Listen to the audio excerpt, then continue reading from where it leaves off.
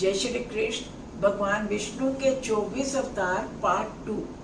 पहले वीडियो में हमने भगवान का जो विष्णु का अवतार बताए वो थे सनक, सनंदन, सनातन और सनत कुमार। 4 मुनियों में भगवान ने अवतार लिया, जिसको भगवान का पहला अवतार माना जाता है। आज हम करेंगे वराह अवतार। अगर वीडियो अच्छा लगे तो प्लीज़ इसको लाइक कीजिएगा, ज़्यादा से ज़्यादा शेयर कीजिएगा, कमेंट कीजिएगा। अगर से सब्सक्राइब नहीं किया तो प्लीज़ सब्सक्राइब करना और अपने सब जान पहचान वालों से भी सब्सक्राइब करवाना। तो शुरू करते हैं वराह अवतार। जय श्री कृष्ण। जब शंभु मनु ने जीवों की उत्पत्ति के लिए पृथ्वी को प्रकट होने की चाहना की, तब ब्रह्मा जी ने आदि पुरुष परमेश्वर का ध्यान करके विनय किया, मैं आपकी आज्ञा से जीवों की उत्पत्ति करता हूँ, पर वे लोग किसी आधार के बिना पानी पर किस तरह रह सकते हैं।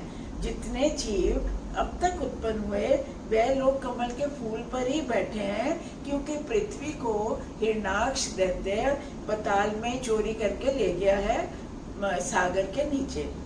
परमेश्वर की इच्छा से ब्रह्मा जी को छींक आई और उनके दाहिनी नाक से एक मच्छर के समान छोटा सा शुकर गिर पड़ा। क्षण भर में मैं हाथी के समान बढ़कर अपनी भाषा में गरजने लगा। तब ब्रह्मा जी घबरा गए कि ये कौन जीव है जो इतनी जल्दी बड़ा हो गया। फिर उन्हें ज्ञात हुआ कि मेरे विनय पर वैकुंठनाथ ने ये वराह रूप धरकर पाताल से पृथ्वी लाने का उपाय किया है। ब्रह्मा जी वराह जी से बोले, आपने वराह रूपी ईश्वर होकर अपना वचन पूरा किया।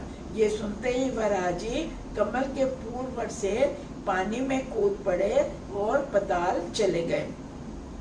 जब हिरणाक्ष को वहां नहीं देखा तो पृथ्वी को जो 52 करोड़ योजन लंबी चौड़ी वहां रखी थी, अपने दांतों पर इस तरह उठा लिया जैसे हाथी दांतों में कमल का फूल उठा ले और पृथ्वी उठाकर चल पड़े। उधर हिरणाक्ष का शरीर जो बहुत लंबा चौड़ा कई योजन का था, अपने बल के घमंड में उसने सभी देवताओं कुबेर, वरुण, इंद्र आदि को युद्ध करने के लिए ललकारा, परंतु किसी ने उससे युद्ध नहीं किया। उसको रतन और मणि आदि उपहार देकर उसकी अधीनता स्वीकार कर ली।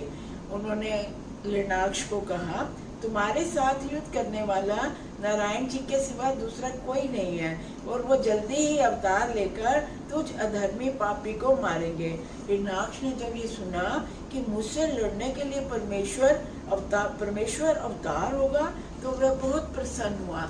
हिरणाक्ष ने जब देखा तीनों लोकों में ऐसा कोई नहीं है जो मेरा सामना कर सके और मुझसे युद्ध कर सके, ये विचार करके अपने साथ लड़ने वाले को ढूंढता हुआ वह जा रहा था कि अचानक रास्ते में उसको नारद जी मिले।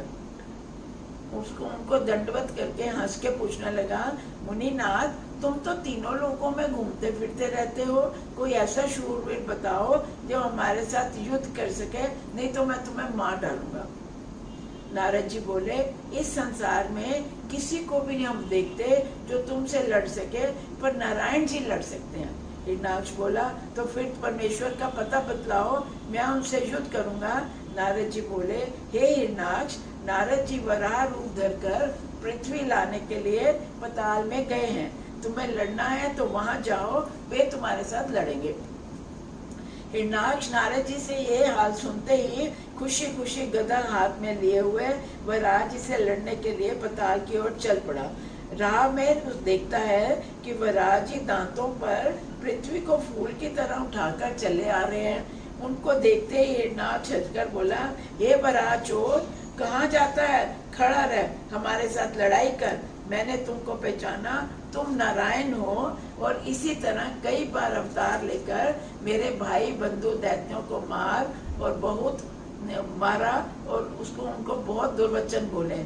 वराह जी ने उसे कुछ नहीं कहा, क्योंकि भले मनुष्य को दुर्वचन बोलने कहने से आयु तेज बल कम हो जाता है। जब वराह जी ने देखा कि दुर्वचन कहने से हिरणाक्ष को तेज और बल क्षीण हो गया है, तब पृथ्वी को अपनी माया से पानी पर रखकर हिरणाक्ष से बोले, तूने सत्य कहा, हमने हजारों बार अवतार लेकर दैत्यों को मारा और पृथ्वी का भार उतारा, वही गति अब तेरी भी होगी। हिरण्याक्ष ने क्रोध से वराह भगवान को अपनी गदा चलाई। नारायण जी ने गदा को रोक लिया और अपनी गदा से उसे मारा। दोनों में गदा युद्ध हुआ। जब हिरण्याक्ष ने त्रिशूल चलाया तब सुदर्शन चक्र ने उसे काट दिया। फिर वराह जी ने एक तमाचा हिरण्याक्ष को ऐसा मारा कि वह मर कर गिर पड़ा। उसके मरते ही देवताओं ने प्रसन्न होकर फूल बरसाए। हिरण्याक्ष को मारकर पृथ्वी को पताल से लाकर पानी पर स्थिर किया, ताकि पृथ्वी पर सब जीव आनंद से रहकर यज्ञ, पूजा, दान आदि कर सकें। जय श्री कृष्ण।